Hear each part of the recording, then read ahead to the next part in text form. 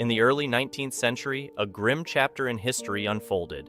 Pata Seca, a black slave, was coerced into fathering over 200 children for his master. This period marked a pivotal moment. In January 1808, the importation of new African slaves to the USA and the Caribbean was permanently halted.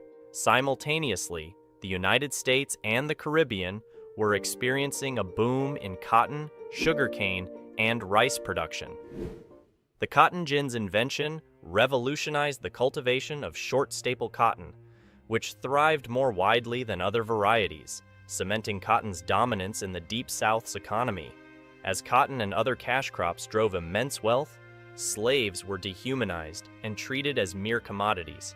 Their labor was crucial to the profitability of the triangular trade, but with the end of the slave trade and the severe mortality rates among slaves due to grueling work, the supply of slaves dwindled.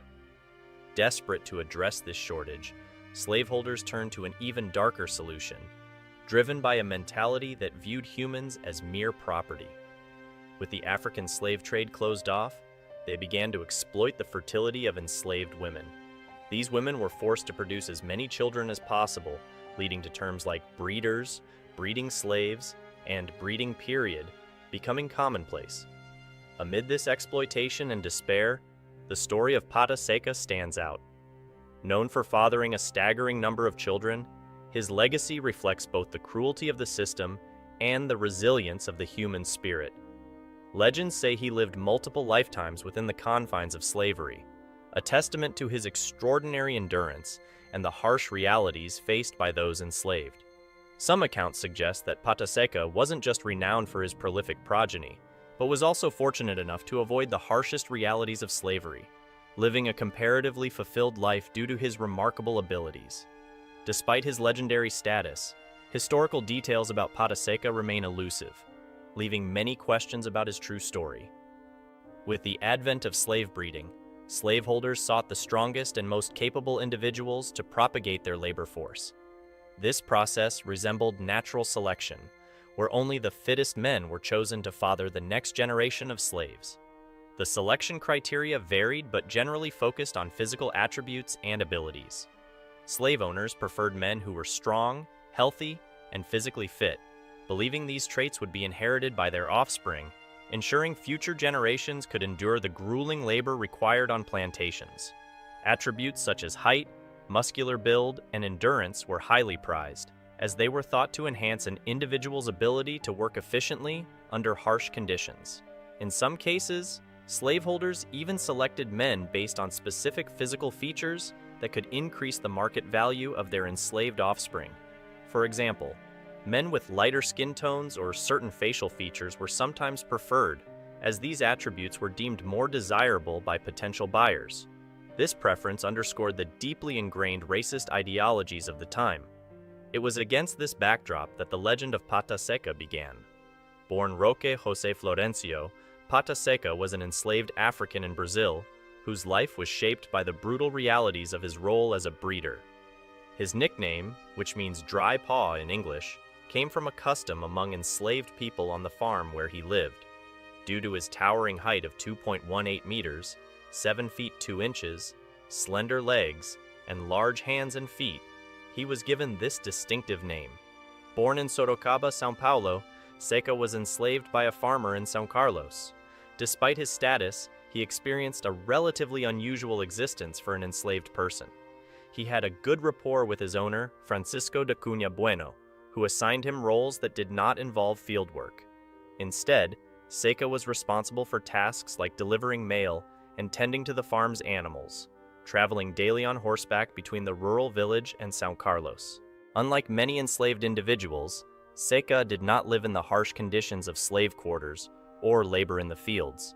His impressive height and the prevailing superstitions of the time led to him being considered an ideal candidate for breeding. It was believed that tall men with slender legs were more likely to father male children, who were in high demand for fieldwork and livestock care. Exploiting this myth, his owner designated him as a breeder, forcing him to father children with female slaves on the farm. Today, it's estimated that around 30% of the population in the district of Santa Eudoxia, São Carlos, can trace their ancestry back to Seca. His role was to produce a robust labor force with desirable genetic traits, enhancing his owner's productivity without incurring additional costs. Seca's life was dictated by his owner's needs. He was meticulously monitored for diseases, well-fed, and treated like livestock in his role as a breeder. The precise number of women he slept with and the frequency of these encounters remain unknown, but it's estimated that he fathered over 200 children, all of whom inherited their enslaved status. These children lived lives of servitude, often sold for profit or forced to work on the plantations. They endured harsh conditions and unimaginable cruelty, stripped of their childhoods and forced into backbreaking labor from a young age. Unlike Seca, who was provided for as long as he could produce more offspring, his children faced a haunting existence. Their struggles are a key reason why many of his descendants remain unknown. Seca, along with other breeders, had little knowledge of his offspring, and once they reached maturity, they were treated as mere property, bought, sold, and traded. Families were torn apart, with children separated from their mothers and siblings, their emotional well-being disregarded.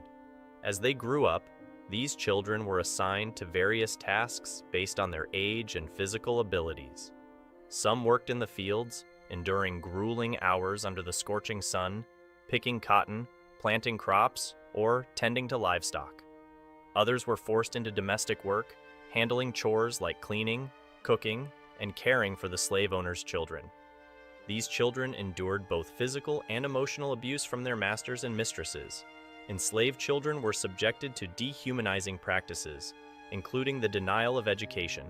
It was believed that educating a slave posed a threat to the institution of slavery, so these children were kept ignorant, denied the chance to develop their intellectual potential. Brutality was a constant in their lives. Physical punishments such as whipping or beating were inflicted for even minor offenses, designed to instill fear, control, and a deep sense of inferiority. This harsh treatment reinforced the notion that they were less than human and upheld the oppressive power dynamics of slavery. Despite the cruelty faced by his descendants, Seca, due to his success in producing a large number of offspring, was granted relatively favorable treatment. When slavery was abolished in Brazil in 1888, Seca received a plot of land from his former master. Embracing his newfound freedom, Seca married a woman named Palmyra, and together they raised 9 children. With the land given to him, Seca embarked on a new chapter as a farmer, establishing his own farm, CTO Seca. There, he worked tirelessly to produce and sell rapadura, a solid form of unrefined cane sugar. Though his earnings were modest, Seca devoted himself to supporting his family and building a better future for them. However, despite his freedom, Seca was never able to reconnect with any of the hundreds of children he fathered while enslaved. Lacking formal education and documentation, and with records of enslaved individuals' births often incomplete or non-existent, Seca faced immense challenges in tracing his offspring. The absence of such records further complicated his efforts to find his children, leaving a poignant gap in his legacy.